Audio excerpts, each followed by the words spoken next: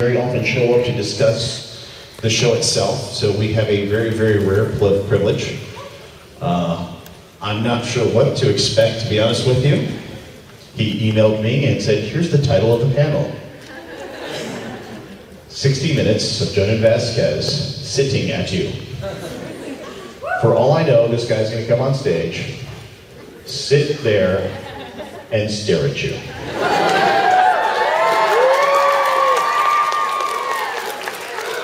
Which would be pretty damn funny, I'm not gonna lie. That was the greatest panel ever!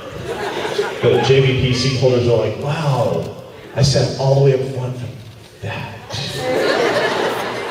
That would actually be epic.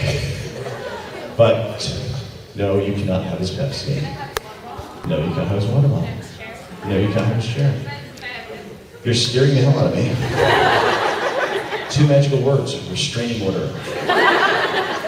All right. Excellent. Or just, yes, ma'am? Yeah, he's going to show up in a couple of minutes. We're taking care of something. You going to play it and listen while he's walking on stage? Okay. It's very, very meta. Okay. Can he answer questions while he's sitting at us? I don't know. That's a great question. I can't answer that question, but it's a good one. Does anybody else have any questions for me about the questions? Yes, you have a question about questions? You don't have a question about questions. You're questioning whether you have questions about questions. How questioning, yes. Is there anything you cannot do? There's a whole list of them, and it falls under the category of common sense. Please follow common sense. Excellent, yes? Besides common sense, do you think there's any questions you expect us to ask you know will annoy him so we can avoid it? Refer to the common sense rule. Yeah, I know, right? Yes. Please stand by.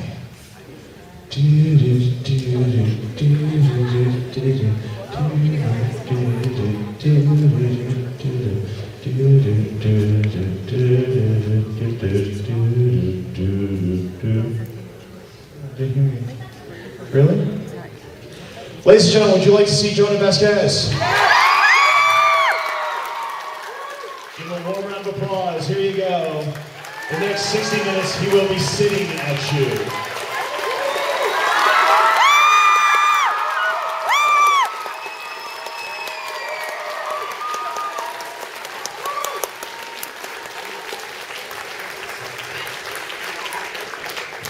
Hello? All right, let's get this going.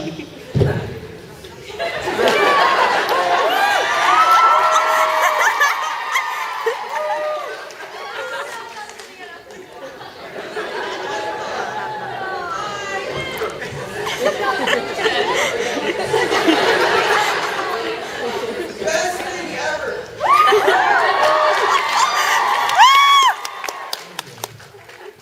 This is just like a general thing. We just it's going to be a lot of Q&A. If I don't like your question, I'll just slowly turn to the next person. I was in a thing earlier with Ricky, and everyone was asking me to do voices, and I'm not going to do voices.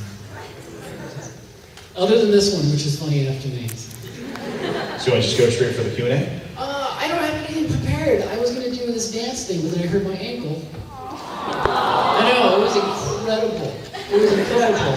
There's this one bit. Yeah, let's do a few questions, and if I want to think of some other stuff. Okay. I'm just, you know. We got you the chair. Are you sitting okay? Yeah. Okay, good. All right, it works. We'll start right here. See if she has a good question. Yes, you in the shirt. No pressure.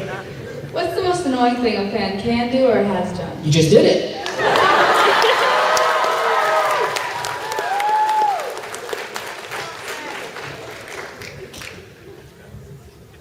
I have 2 questions. It's too many. Yes, but still, how much money did they pay Ricky to say, I want to go dancing naked? How much money did they pay him to say that one thing? Wasn't my department. I Too much, probably. Another thing, what is it like knowing that there are hundreds of fangirls out there that would most definitely, if they could, tie you to their bed and rape you brutally?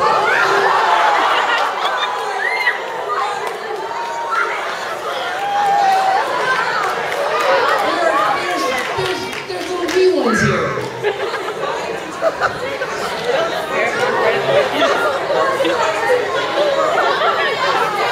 That's great. I approve of this question. Okay, let's try to do a less awkward question. Now that Invader Zim is like canceled, what have you been doing lately, like for work and stuff? What have you been doing? Stuff. I got in my car, I drove home, and then I've been home. After it was canceled, I went home, and I've been there since. I finished some Portal games.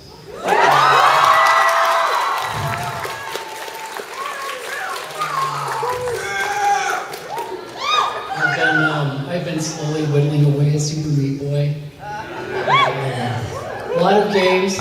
No, a lot of what I've done for the past couple of years is the stuff that people really get to see. Some of it is like film development stuff, things that usually, most of it never pans out. I did some work on a heavy metal movie that was going to happen at some point, but I had 2 segments in a proposed heavy metal movie that David Fincher was producing, and it was doomed. It just had it was adult animation in America, and it was an anthology thing, so all things incredibly unfriendly for the audiences around here. So I did a lot of work on that. That took several months of my life, but nobody sees anything of that because it just didn't happen. I've done a lot of writing for various other books and stuff. I've done work for something actually we're going to show later on today for another animation studio, stuff that isn't mine, but that I just designed, visual design stuff. A lot of stuff, but mostly games. All right, I have a question, but before I ask it, please don't hate me, please don't bludgeon me or any of that, but out of I already don't like where this is going. Out of pure curiosity, out of the purest of curiosity, what is your opinion on bronies?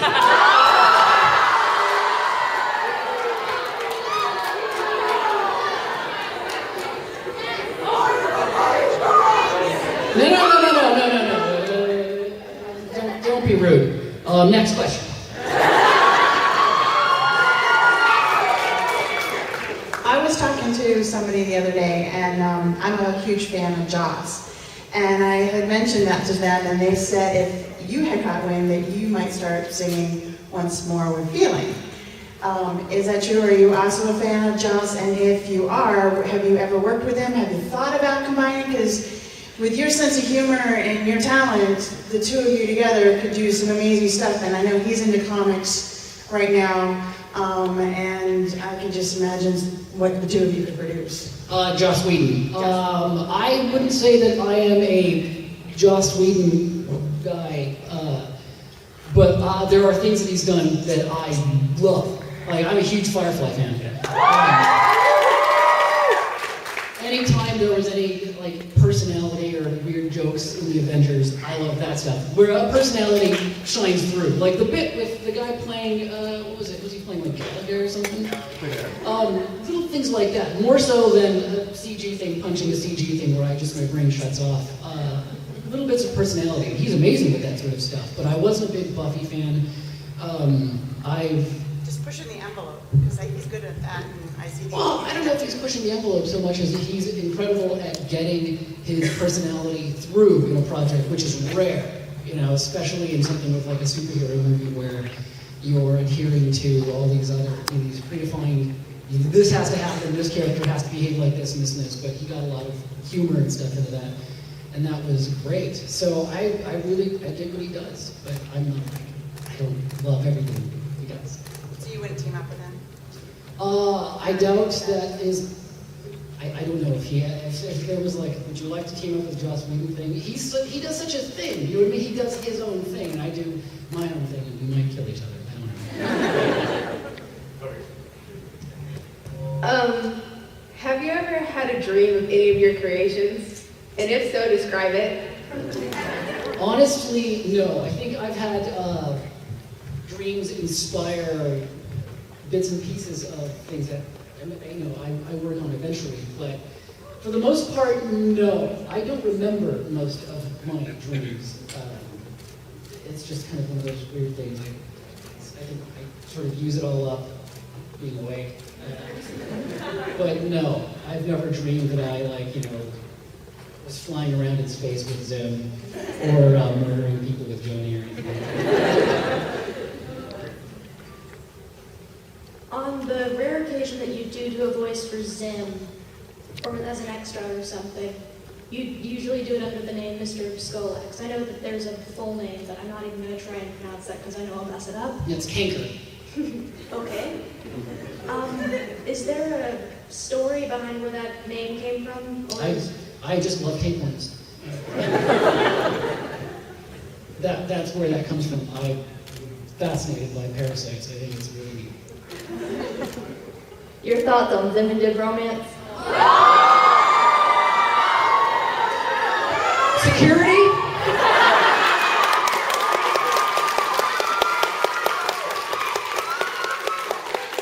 I do have actually a couple of thoughts, not like outright, horrible things to say.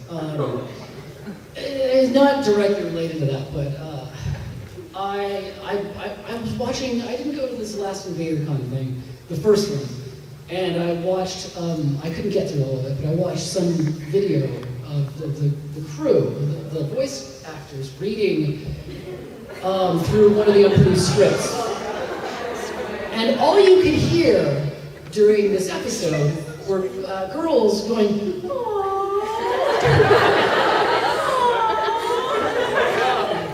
So it really, I knew this before, but it really just sort of put a spotlight on how so many of the fans are watching the show wrong.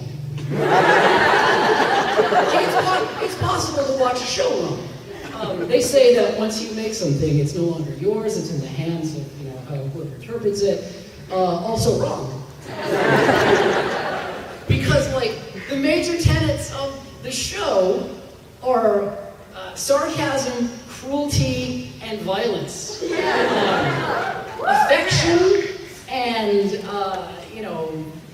warm, fuzzy things, anything that would inspire, it's not in the show. It's just not in the show, so anyone responding to that in that way, there's something wrong with that.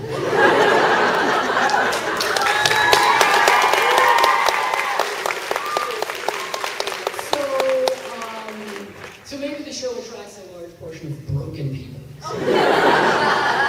Next question. Hello, Jhonen. I was wondering, how did you come about working with Mindless Self-Indulgence, and what was it like directing a music video? It was very fun. They were fans of mine. I think mainly Jimmy was a fan.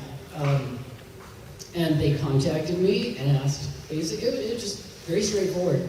We're fans of your stuff. Would you be interested in doing a music video? I was fans of their stuff. I said, yeah. And I didn't work directly. The band never really shows up in the videos. I don't work with them. I would just occasionally meet up with Jimmy every now and then and go, here's what we're doing. And I'd say, that's looking cool. And it was pretty smooth. And there's no money in it. There's no money in it at all. It's just because, we're mutual fans. But that's how it came about. They just emailed me. Awesome, thank you. Over I had seen that you are influenced by David Lynch, which is one of my favorites. In what way has he influenced you? Just on the subject of dreams, everything of his is just I love anything where the behavior has a sort of controlled, unnatural feeling to it. That feeling that you get when you're in a dream, or that sort of Alice in Wonderland feeling of, this is just the way people behave in this world, but it makes no sense in the real world. It's just that you're trapped in this place with people who you can't understand. It's like being here. It's like, I don't get it. I don't get anything. Mulholland Drive is one of my favorites. It's just some of the most terrifying stuff without being a horror movie. Like, I go to a horror movie and I'm never scared. I'll leave and I'll go, that was cool, how that monster killed this person, which came off. But that's not scary, because you're dead. There's nothing scary about suddenly being dead. You know what I mean? Yes. Being trapped in something that you don't understand and is horrifying because you don't know how people are going to react to this or what they're going to do to you. That's nightmarish. And he just is amazing at conveying that feeling. In Mulholland Drive, that scene, I always pointed this scene for like what I think of as horror. When they were in, what is the restaurant? It's like the Denny's, it's like a Winkies or something. It's a Denny's, it's daylight, and it's two guys having a conversation about a dream that one of them had.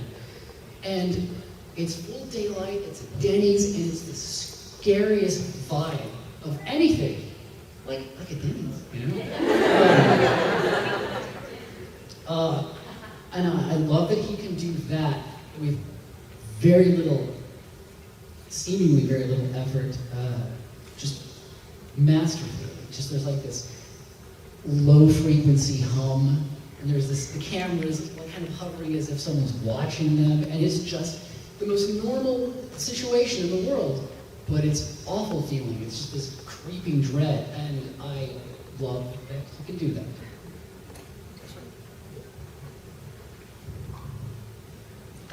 What was your reaction when Nickelodeon came to you to make a show, especially after, the whole Johnny comic books? I thought it was cool. Seriously, that's it. I answered this yesterday, but it was the opportunity to do something that I hadn't done, and I was a big fan of a lot of the stuff that they'd done, Ren and Stimpy, and I just thought, wow, I could do that. I didn't know if I could do it. I didn't know how it would turn out, but sometimes it's just kind of, it's cool to not think things through. I read from your blog that you were a gamer, and I was wondering if there was any specific type of games you prefer, or just... I like all kinds of stuff. I generally don't like sports games. I'm not a big, football fan.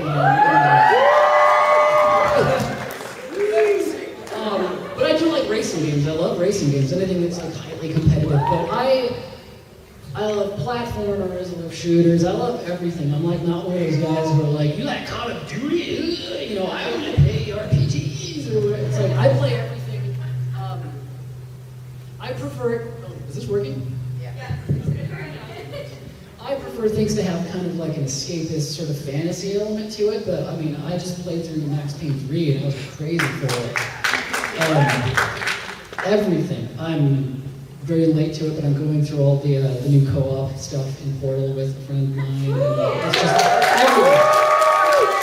I love puzzlers. I have a million. My iPhone is all games. Just puzzle games, word games, everything. If it's done well, or even if it's not done well, like Earth Defense Force, it's like I will play. Back here. So first, I really want to thank you very much for the show. I've loved it ever since it originally started. Second, I just have a question. I know that you really like the piggies throughout the show. I'm just wondering, what was the obsession towards the end with the moose?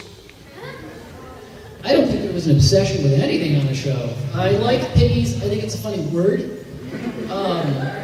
Visually, I like drawing anything that looks like there's balloon. They're balloon animals. It's not even literally a pig. Or literally, Minnie Moose is not really a moose. He's a pig with antlers. And the way that I draw them, I just think that it just kind of became a go-to thing, using the word doom. No one on the show particularly said doom a whole lot, but it just stuck for the show.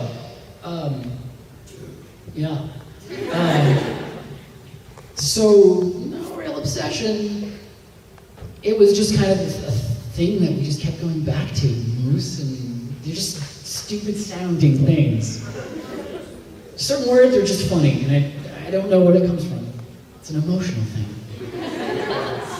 Tom, let us know when we're Yeah, I'm watching time for you. because we want to have time to show whatever this thing is. It's a clip for the show that I worked on. I did all the designs for it.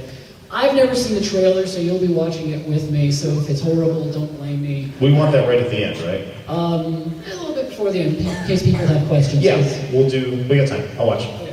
Right. Okay, so I have two questions.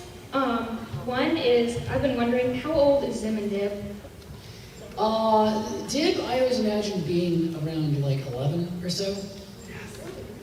Zim is older than any of us in the room. I just love the idea that these guys live, like Urkins for whatever reason, live on a way longer, timeline than humans, but still have the mental capacity of just idiots. Just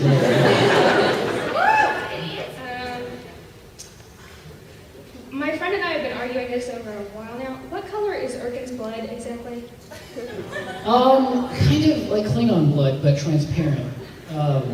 Like transparent pink.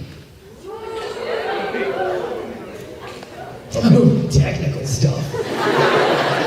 Where's the bathroom on the Enterprise? I've noticed that you have a very strong cyberpunk theme along several of your comics. I like drawing machinery. I was wondering about steampunk though. What is your stand on it, and would you ever end up doing comics steampunk related? No.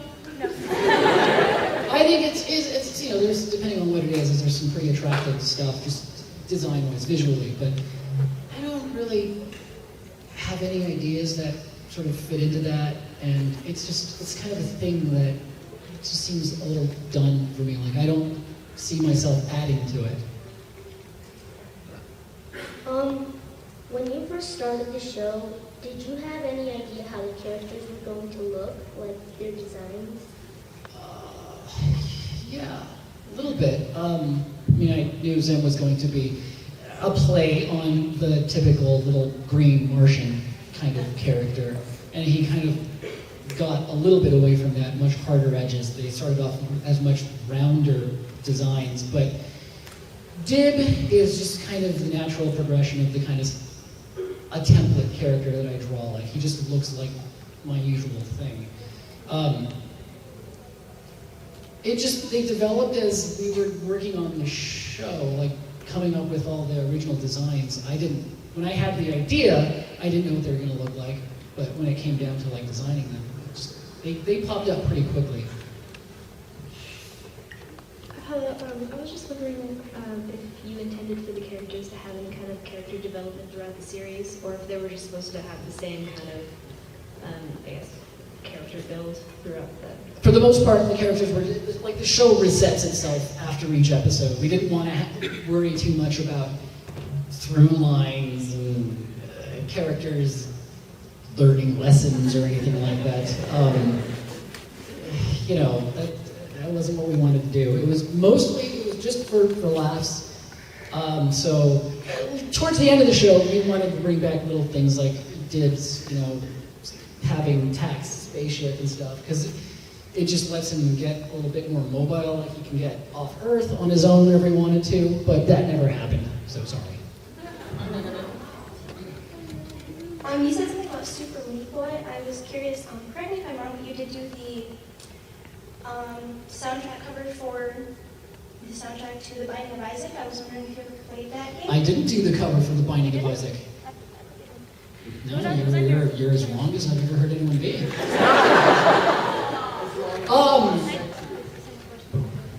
The composer, Danny B-Star, as I know him on Twitter, asked me to do some work for a collection of, it might have been the Isaac stuff, like a special compilation of it, but I didn't do any of that artwork for what you've seen out there. I do have a second question. I was wondering how you... Oh, she has a second question. I can talk. You got the first one wrong. Get this one right. I was wondering how... Make this one a good one. Okay. I was wondering how you came about doing the music video for the song White. Oh, I already answered that question. Yes, I did. Wake up! I'm sorry. I was curious, ever since I read about this, what possessed you to come to a place full of us? I'm glad you asked that.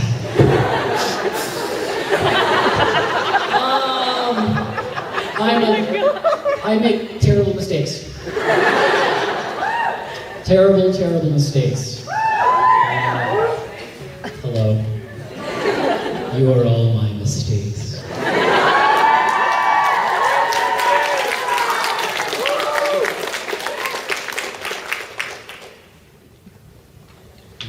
I have 2 questions this time. One, People are lasers. getting greedy. There's a lot of people here, and everyone's like, I got 2 questions. I got 3 questions. It's all about food. Okay. Okay, lasers or smoke machines? Normally, like those questions, I would just kind of like, but lasers, definitely. Glowing things. When you were doing the show, were you actually planning on adding more perfection to the characters of Invader Zim as they were progressing on through the show? More what? Perfection. Perfection. More, since you're so goth, I mean, I was wondering. So, I'm not hearing anything he's saying. Since you're so goth, were you planning on putting more Oh, walk perfection? away from him and ask the next person. All right?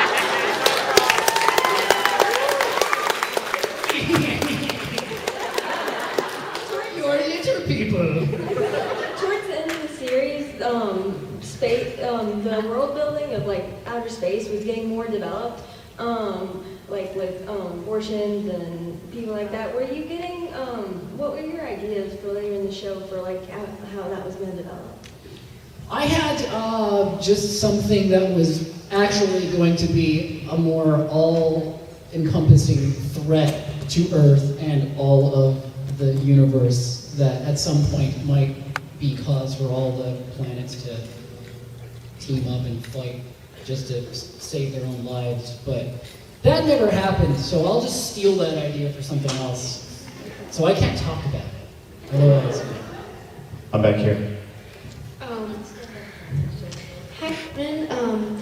Since you like games, what's the hardest game you've played, and what's the easiest game you've played? hardest games I've played, like where you're just frustrated and you're genuinely cursing at the screen, are rare for me because I'm the best at games. But I don't know if it would be hard anymore, but I remember really, really hating the first Devil May Cry. Just where you would beat a boss and just be like, oh, yes! I got you! And then just walk away from the TV. And then walk back and play some more. Recently, I can't remember, games seem way easier. Binding of Isaac is really unpleasant to play. It's fun, but it's frustrating. Because you die and you have to finish the game in one sitting. Like old school kind of games. So that's maybe the last one where I'm like, why am I playing this? You know, but enjoying it. Do you read any webcomics? And if you do, what's your favorite? And have you heard of Homestuck? I've heard of Homestuck. I've not read it.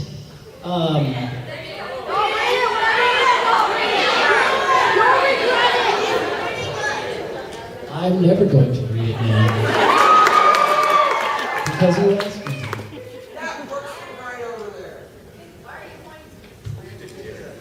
Yeah. Hello. I was wondering, it said that, like in the unfinished episode, that Zim can't live without his pack. But in one of the episodes, you've seen Zim work on his pack. How does that work exactly? Does he have to be in contact with the pack at all times? In the episode, the unproduced one that was called 30 Minutes to, what is it? 10 Minutes to Doom. See, I have to ask you guys to know what's happening in the show.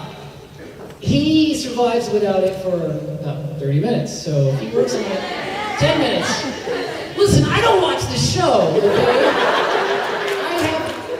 Honestly, I don't know as much as you guys do about the show, so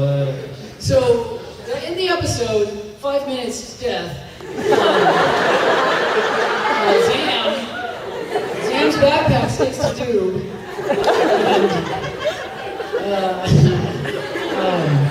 So he can survive without it for a little while, and after a certain point, he dies. So we thought about this. So that's why whatever I'm talking about is B. Over here. By the way, less than 30 minutes now. Okay. Hi, I've been watching your show since the 1st grade, and I've noticed that since How are you feeling? I've noticed that during the progression of the show, the animation has changed, that the lines have become thick. And I've been wondering if you prefer the new style of animation or the old style, and for what reason? Oh, definitely the newer. The show, as it was going along, like every show, it develops, it matures, it starts to settle into what it's going to be, which it never really got to.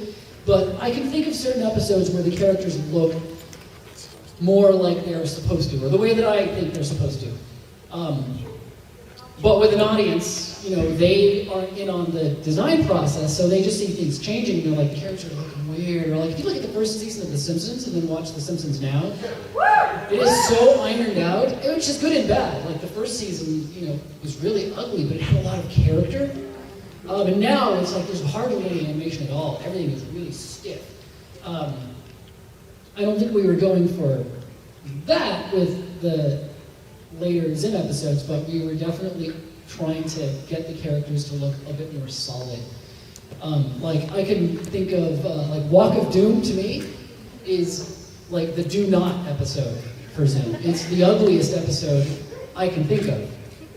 And people might love it, but in terms of what we were going for, that was like, what have we done? Oh, God. Gas Taster of Pork or the Christmas episode look way more like the show. It's just a thing that happens as you work on something more and more. All right. Were you surprised by the change in Zim's character from like how hostile he was in the first season to the sassy Zim and Rika? I honestly can't relate to what you're saying because I don't think about it like that. I don't think, did Zim change? They're like, I don't think of them in terms of like, there was season 1 and then season 2 we're like, this is where Zim's gonna get real. Like, I think like in Fry Cook, is that the one that you mentioned? In Fry Cook, I can think of a sassy Zim where Zim is sitting in the booth with a character and he's like eating his fries, like, so anyhow, he's like doing that thing. Which for that moment, to me, I remember writing it was funny just because it's so not Zim. That's why it was funny to me. Because who is this guy he's talking? The guy doesn't even know who Zim is. That's the joke. That the guy doesn't even know who he is, and Zim is talking to him like they're best friends and they're like on a lunch break, you know? So I don't think of it as like Zim changed, I just think of it as us being incredibly lazy writers. Over here. I grew up with artists like you and Terry Gilliam. I didn't grow up with you. I've never seen you until today. I mean, your art in general. And it's certainly influenced me as an artist and a writer. I was wondering if, as a kid or as a teenager, if there was anything specifically that sparked your creativity.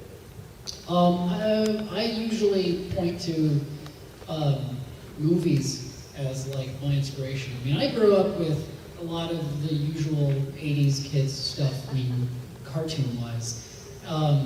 Transformers and G.I. Joe and stuff. Transformers,